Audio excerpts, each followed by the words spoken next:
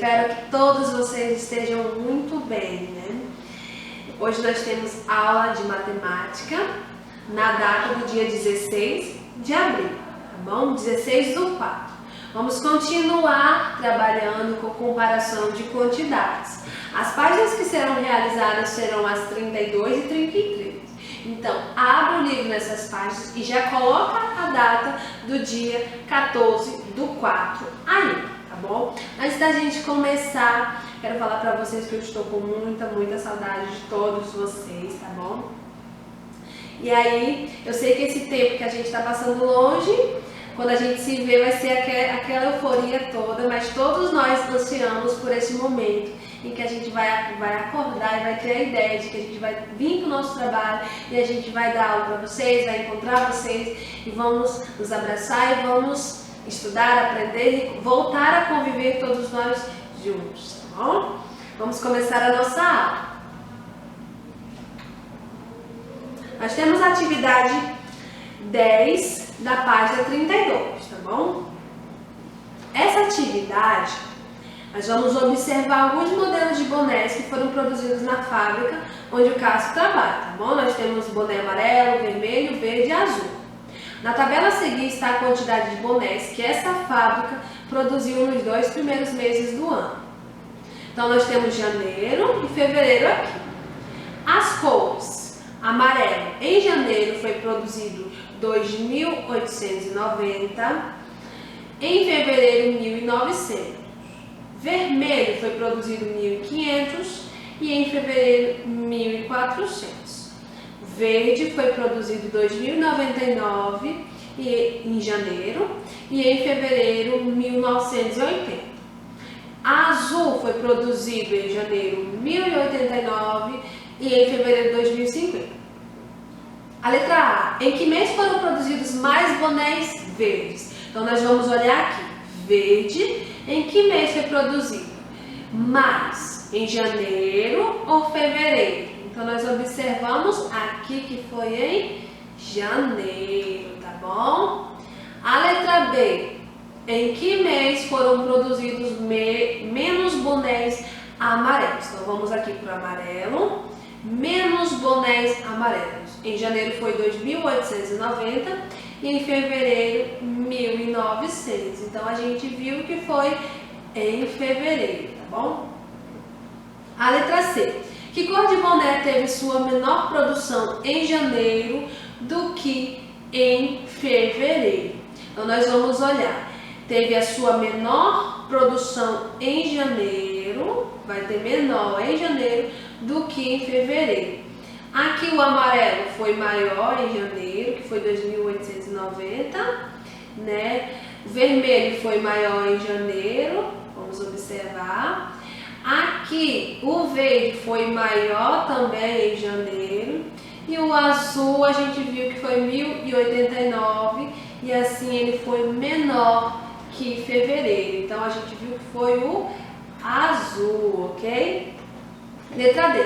Compare a quantidade de bonés produzidos em janeiro e fevereiro usando os sinais de menor ou maior, ok? Aí essa atividade comum a gente já desenvolveu algumas, tá bom? Sobre os sinais, né, de maior ou menor. Então nesse momento vocês param a aula, tá bom? E assim vocês efetuem, tá bom? Completando com os sinais de maior ou menor, tá bom? Agora voltando, a gente vai vir apenas com a resposta, tá bom? Porque já foi trabalhado uma base com os sinais de menor ou maior. Vamos lá, a gente tem primeiro aqui, 2.890 é maior que 1.900. E aí nós temos que 1.500 é maior que 1.400. Aqui nós temos que 2.099 é maior que 1.980. E aqui nós temos que 1.089 é menor que 2.050, né? Tranquilo de se fazer. A letra E pede o seguinte: escreva todos os números da tabela em ordem decrescente. Nós já aprendemos a ordem crescente, né? Que a gente pega do menor e vai crescendo. E a decrescente é do maior e vai diminuindo, tá bom? Então a gente vai observar aqui todos os números e aí colocar em ordem decrescente. Essa é a hora que vocês vão observar, tá bom? Se vai decrescendo, é do maior para o menor. Vocês vão observar, vão pausar o vídeo para realizar essa sequência, tá bom? Agora voltando, a gente vai ter essa seguinte sequência, tá bom? A gente já trabalhou com ordem crescente e decrescente, então nós temos essa sequência aqui: 2.890, 2.099, 1.980, 1.900, 1.500, 1.400 e 1.089, ok? Aqui o primeiro era maior e o último menor. Isso é a ordem decrescente, maior para o menor, ok? Agora nós vamos lá na página 36, nós temos o agora eu sei. Trabalhando tudo que a gente já realizou, tá bom? Nessa unidade. Inicialmente a gente aprendeu a ler, escrever e representar os números até a ordem das dezenas de milhar. A gente trabalhou bastante com os nossos ábacos. Inicialmente nós tínhamos só unidade, depois foi acrescentando dezena, centena, unidade de milhar e assim esse ano nós conhecemos dezena de milhar. Nós também conseguimos tirar, né, este número do ábaco e representar ele com algarismos e assim escrever ele como se lê, ok? No segundo pontinho nós temos que nós aprendemos compor e decompor números até a ordem das dezenas de milhar usando o quadro de ordens. Aprendemos decomposição com aquela ideia, né? O maior relativamente é dezenas de milhar. Então nós pegávamos o algarismo da dezena de milhar e os outros nós zerávamos. Pegávamos o algarismo da unidade de milhar, os outros nós zerávamos e assim concluímos a nossa decomposição. Da mesma forma que a gente aprendeu a decomposição, também aprendemos a compor, ok? E assim nós concluímos, né, com este conteúdo. Aprendemos também a comparar números até a ordem das dezenas de milhar, que foi apresentado esse ano, as dezenas de milhar para vocês, utilizando os sinais de igual, o de maior e o de menor, comparando as quantidades, que foi esse último conteúdo que a gente começou a ver ele nas nossos videoaulas, tá bom? Ao concluir a nossa aula, a gente está concluindo também o nosso capítulo 1, Sistema de numeração decimal. Nós aprendemos o número até a quarta ordem, na verdade, nós relembramos ele, né, o números até a quarta ordem, que a quarta ordem é unidade, dezena, centena e unidade de milhar. E aí nós aprendemos a ordem das dezenas de milhar. Esse ano nós nos apresentamos a esse conteúdo, né? Aprendemos também a decompor os números de até 5 ordens, né? E aí o último conteúdo que a gente viu foi comparação de quantidade, utilizando os sinais de igual, de maior e de menor, tá bom? Ao concluir a aula de hoje, a gente tem que na próxima aula a gente vai iniciar um novo conteúdo, tá bom? Vamos trabalhar rotas, trajetos e localização. Nós vamos conhecer esse conteúdo, vamos conversar um pouquinho sobre ele, vamos usar exemplos para nós entendermos e assim nós vamos realizar algumas atividades para colocarmos em prática o que foi apresentado como conteúdo, tá bom? E é isso, gente, estamos finalizando a nossa aula. Peço que vocês continuem com todos os cuidados diários para que a saúde de vocês venha estar certinho, tudo certo, tá bom? É isso, tchau, tchau.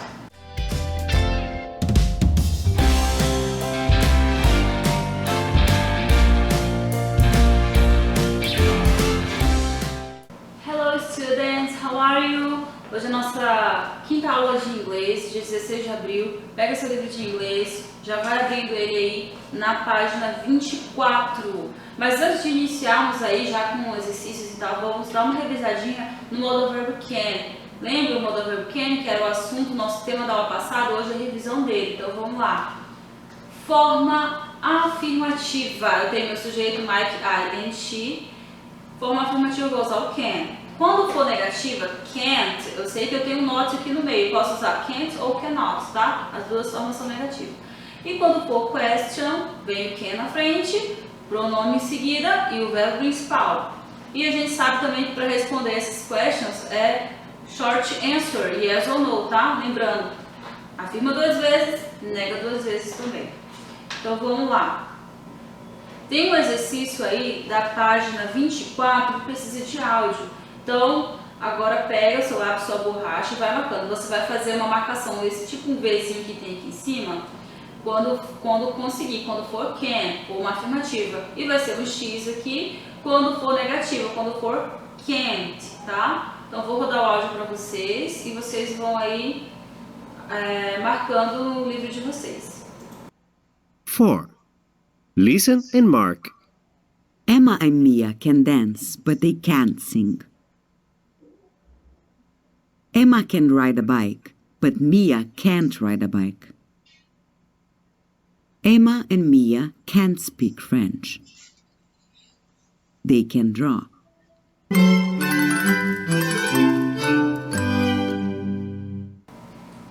Então veja só, corrijam aí se estiver errado, tá? Primeiro ela fala assim, Emma e Mia can dance, então marca esse Vzinho para as duas, mas elas não conseguem o quê? Sim, então marca o Xzinho aqui do lado também vai aparecer, ó. Não consegue cantar.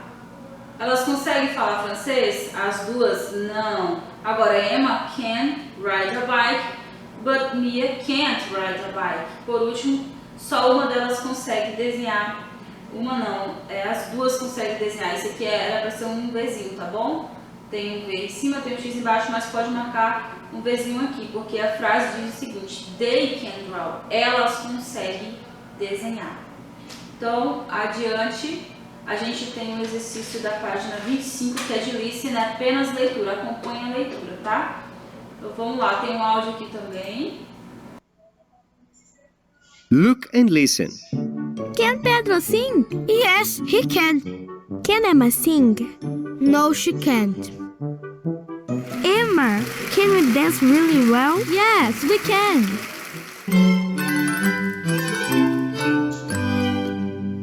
Então, pessoal, essa historinha em quadrinhos é só para lembrar vocês como que faz a question e como que responde com yes ou no, tá bom? Isso daí é só revisão, lembrando que já vimos aulas anteriores. E aqui na página 26 a gente tem exercício que vocês vão ter que reescrever a frase ou colocar na ordem correta. Lembrando que se é uma question, eu sei que inicia com can, então já iniciei, ó, A, B, C, D, coloca can, até porque a dica aí, ó, já inicia com a letra maiúscula, tá? E lembrando que eu quero todas elas com interrogação no final. Se é uma question, pede pontuação correta, então coloque aí a interrogação.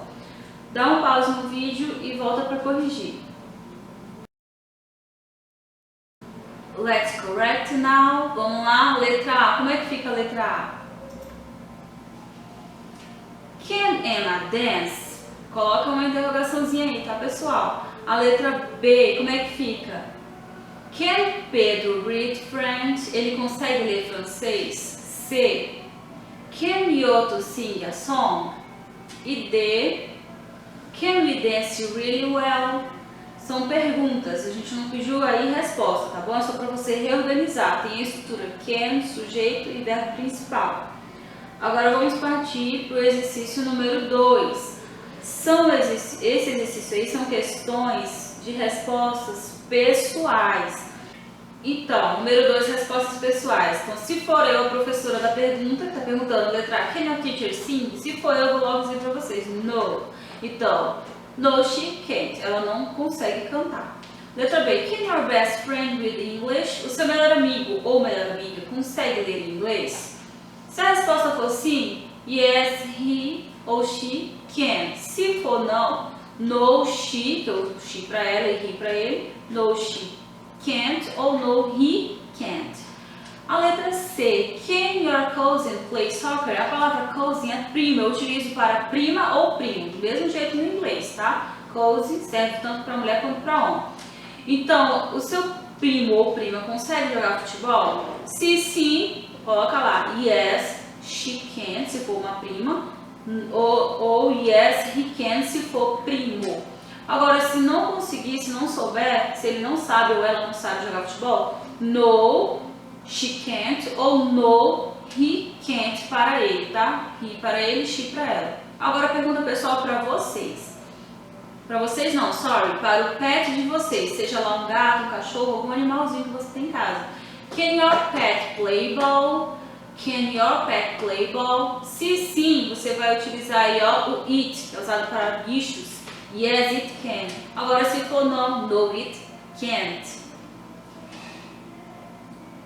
E a gente tem a letrinha E ainda, ó. Can your English teacher sing really well? Claro que não, já falei que eu não consigo cantar muito mais com excelência, sim, really well. Então, a resposta corretíssima, nesse caso, teacher de inglês, no, she can't sing very well. Agora, letra F. Can you and your best friend draw really well? Você e o seu melhor amigo conseguem desenhar com excelência? Bem, bastante? Então, se a resposta for sim, você vai utilizar o we, que significa nós, o pronome nós. Yes, we can draw really well. Agora, se for não, no, we can't draw really well. E assim a gente finaliza a parte de exercício. Foi um prazer dar aula para vocês, gente. Estou com muita saudade, a gente se vê em breve. Goodbye!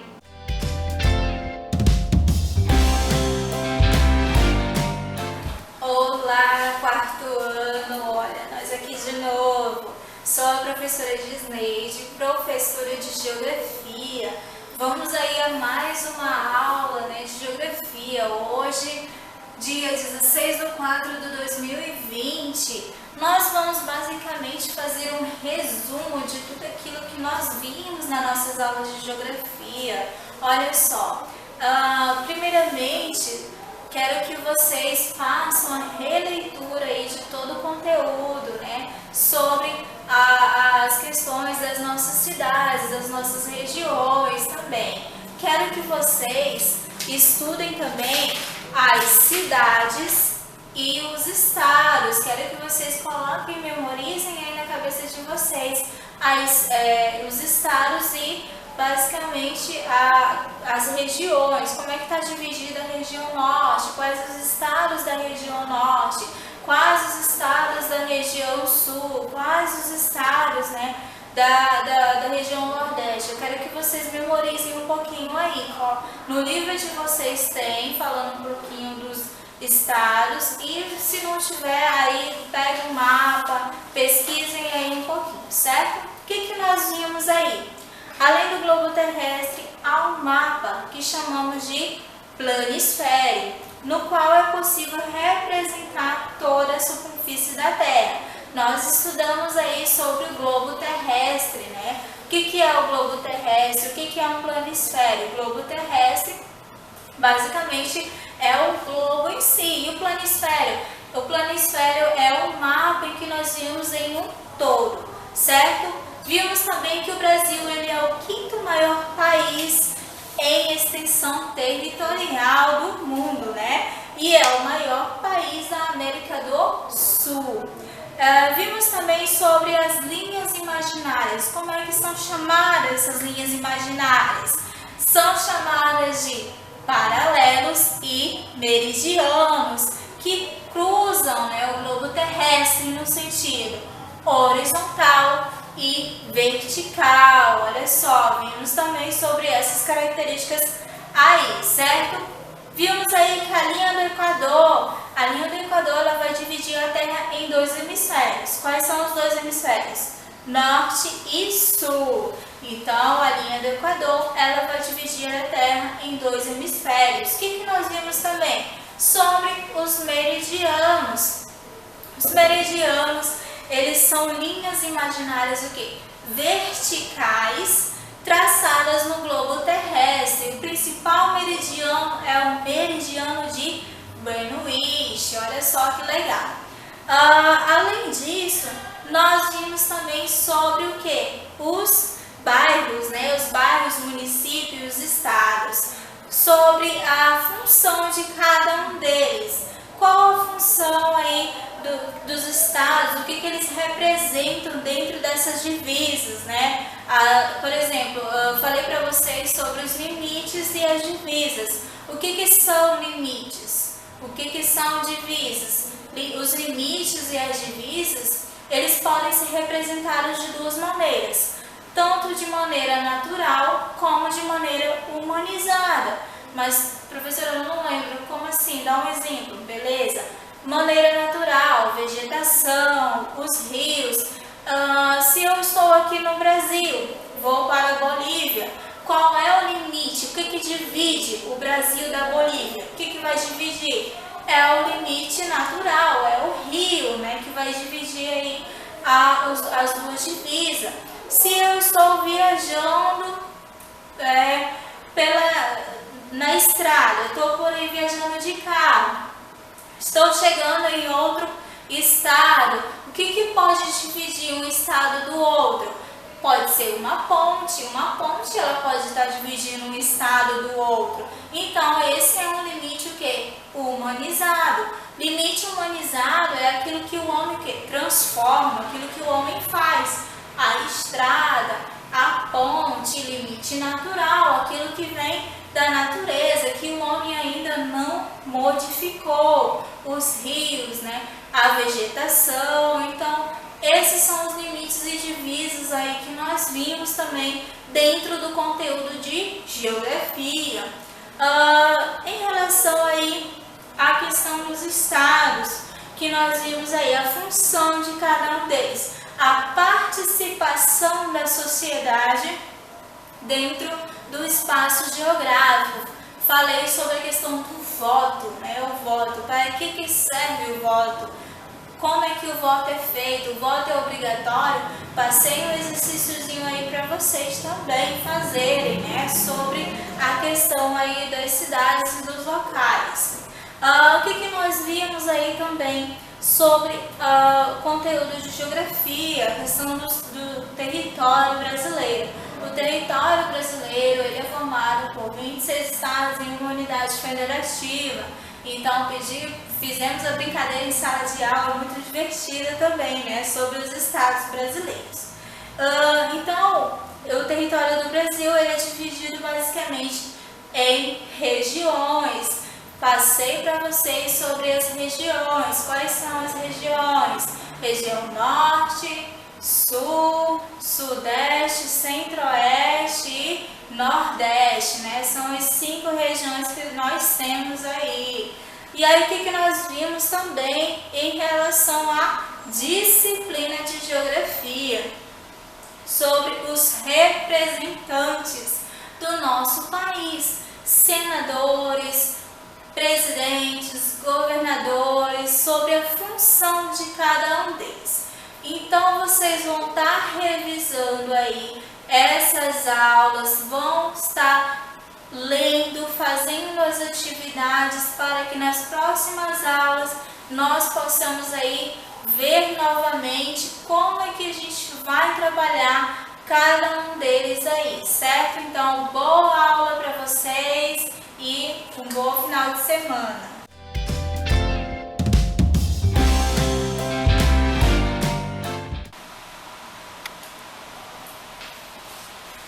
Olá, quarto ano, tudo bom com vocês? Olha, nós de novo aqui, professora Gisneide, hoje, 16/4/2020, vamos aí a mais uma aula de História de Rondônia. Olha, quanto tempo, né? História de Rondônia. Basicamente, nas páginas 10 a 12, nós vamos saber um pouquinho sobre como é que desenvolveu a exploração dentro das nossas terras, dentro do estado de Rondônia. Vou fazer uma pergunta para vocês. Vocês já ouviram falar no mito do Eldorado? Já ouviram falar? Se não, vamos lá, vamos saber um pouquinho o que foi o mito do Eldorado. Olha só, entre os séculos XV até século XVIII, aventureiros de várias regiões da Europa, eles viajavam em direção à região pantaneira com o objetivo de quê? De descobrir riquezas. como o ouro, né, dentro do estado, o ouro. E aí essas viagens, elas ficaram conhecidas como Eldorado, basicamente ouro, Eldorado, ficaram basicamente conhecidas aí como Eldorado.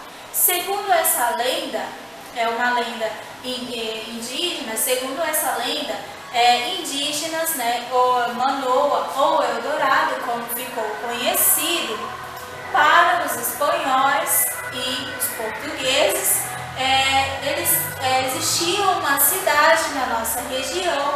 Essa cidade, ela era repleta de ouro, ou seja, até o chão em que eles pisavam era feito de ouro. Só que o que aconteceu? Muitos desses aventureiros desconheciam essa região pantaneira, ou seja, desconheciam a região amazônica, e aí eles se aventuravam dentro aí da floresta. Muitos deles desconheciam, né, essas terras, desconheciam a Amazônia. E aí o que acontecia? Eles se adentravam dentro da natureza, dentro dessa vegetação, e aí ou eles se perdiam ou morriam devido às doenças. Também haviam os indígenas que enfrentavam eles, e muitos deles aí não resistiam. Então, o mito do Eldorado, quando ele fala assim, mito, o que quer dizer mito? Algo que não existe, né? Mito é algo que não existe. Então, os primeiros séculos da nossa história, eles foram sempre marcados por lendas e boatos sobre as minas de ouro que existiam dentro das nossas terras. Olha só, por diversos cantos, todos dispostos a comprovar a existência desse ouro, dessas minas. Então, quando ele fala mito do Eldorado, quer dizer o quê? Uma lenda.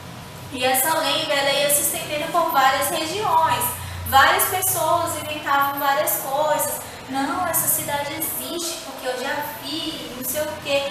Ou seja, eles falavam que até o chão em que eles pisavam era feito e era repleto de ouro. Mas sabemos que até o final do século XVIII, né, nada aconteceu, ou seja, a exploração do ouro, dessas minas, ocorreram em várias regiões, mas nada da cidade do Eldorado. Por isso se chama o quê? Mito do Eldorado, a lenda do Eldorado, certo? Para complementar aí a aula de vocês de História de Rondônia, na página 11, ele vai dar uma atividadezinha referente a essa história, referente ao mito do Eldorado. Então, vocês vão ler novamente o texto sobre o mito do Eldorado e responder a atividade da página 11 do livro de vocês, certo? E aí, como nós vimos referente às nossas aulas de histórias, vamos recapitular um pouco qual era o objetivo dos portugueses, dos espanhóis. Eles tinham o objetivo de quê? Em busca de ouro e metais preciosos. Só que era uma aventura arriscada, né? E aí eles viajavam como é que eles realizavam suas viagens? As viagens eram viagens que eles realizavam, eram viagens arriscadas e muitos deles não conseguiam retornar. E aí nessa busca eles passaram e tiveram muitos conflitos com os indígenas. Então olha só, além desses próprios aventureiros seguirem caminho, né, pela floresta, ainda tinham que enfrentar quem? Os indígenas que se encontravam ali, pois os indígenas eram conhecedores dessas terras, já que eles viviam ali, e já os europeus não. Então aconteciam muitos riscos e muitos conflitos nessas terras aí. Então vocês vão realizar essa atividade das páginas 11 e 12, colocando o conhecimento de vocês em prática, certo? No livro de História de Rondônia, não vão confundir, História de Rondônia, certo? Então, boa leitura para vocês, boa aula e até a próxima!